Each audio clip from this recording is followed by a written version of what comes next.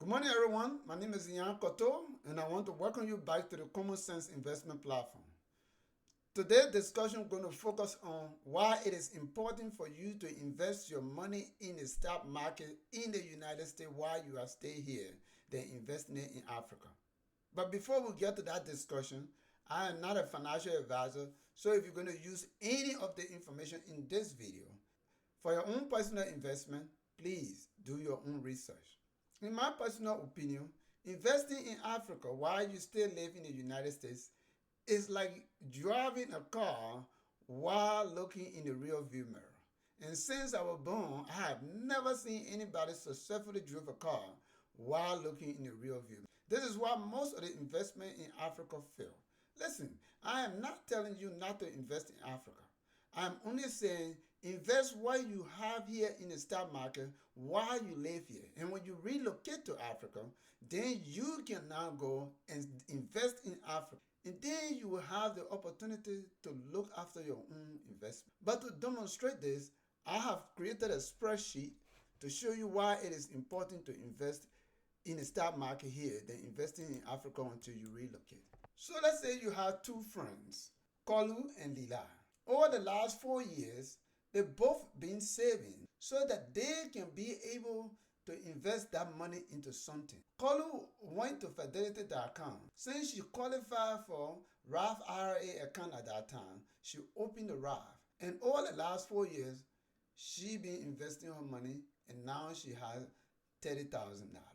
Lida, on the other hand, went to her local bank and opened a CD. And over the last 4 years, she's been saving her money and she also had $30,000. They are both now 40 years old and they want to retire at age 60. So they want to turn the $30,000 into a good amount that will help them in their retirement. College decided, since I already have an account with Fidelity and my money is invested in the Roth IRA, I'm just going to keep it there. But this time, I'm going to invest in the top 500 company in the United States by buying the ETF VOO. So let's take a look and see if Kolu invests her $30,000 in VOO for the next 20 years, what she's going to get. Since VOO was established in 2010, it has returned an average of 14.7%. Remember, the 14% is an average. Some year it could be a lot higher and some year it could be a lot lower, even in negative. So let's see how much will Kolu investment be worth at the time of retirement at age 60. We'll do equal here. Kolu initial investment, parenthesis, Kolu initial investment again, times 0.14, parenthesis close. We are multiplying by 0.14 because 14% divided by 100 is 0.14. We hit enter. To determine how much Kolu investment will be worth after 20 years, we just hold this and drag it all the way up here. So this means if Kolu invests her $30,000 in VOO, which is the top 500 companies in the United States, she's going to end up with $412,000 after 20 years. Remember, Kolu turned her initial investment of $30,000 into $412,000 over the 20 years while she was asleep. She did not make phone calls. She did not add anything. She did not panic. She did not sell anything. She just let her $30,000 work for her. And this is how she got to this $412,000 over the last 20 years. But Lida, on the other hand, decided, I do not trust the stock market. I am going to send my $30,000 back to my uncle in Liberia. By the way, both Lida and Kolu are from Liberia. So Lida sent her $30,000 for her uncle to build her house for her so she can start renting it for her retirement. When the $30,000 hit Liberia, Lida's uncle was very nice to Lida, but he had to settle himself. So he took out $5,000 and built a house for Lida that is worth $25,000. So let's say Lida, in the second year now, decided she's going to rent a house for $300 a month. Lida's uncle come along and said, well, I'm going to be renting a house for $300, but I will have to take $50 because I need somebody to be going there and keeping all the place. So Lida ended up getting $250 a month. This means she will get $3,000 a year. This is being very generous. I am not even incorporating the cost of Lida calling, making sure everything is going good during the construction of the house. And I am not even incorporating if Lida will ever even receive any of this money from her uncle, because that money is in Liberia. Just imagine somebody in Liberia has $3,000 a year for you and take it and put it aside for you that live in the United States. I'm not even going to go into that. But we just going to assume that Lida uncle was good enough to her that Lida continued to get $3,000 a year.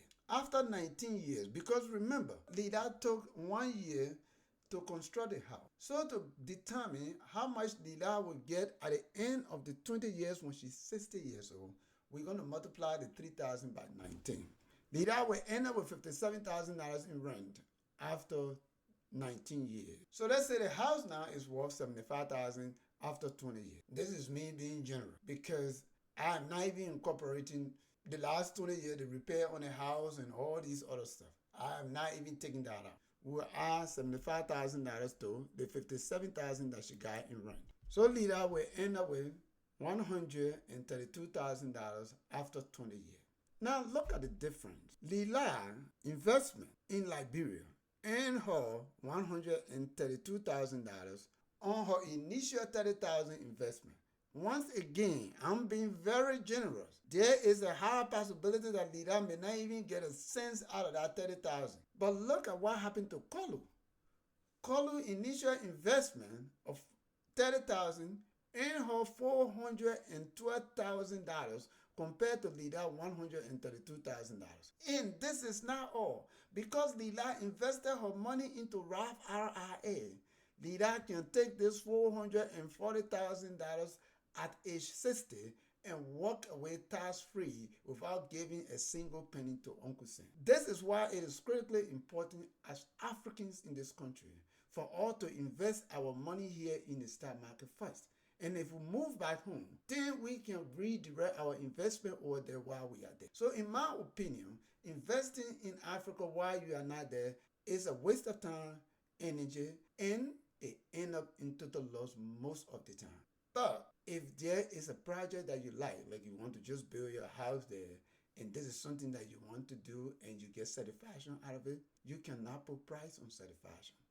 You can go ahead and build your house in Africa with your money. But if it is an investment where you think you want to live off of the return on that investment when you retire, please do it here. Thank you for watching. Come back next time for more video. Thank you.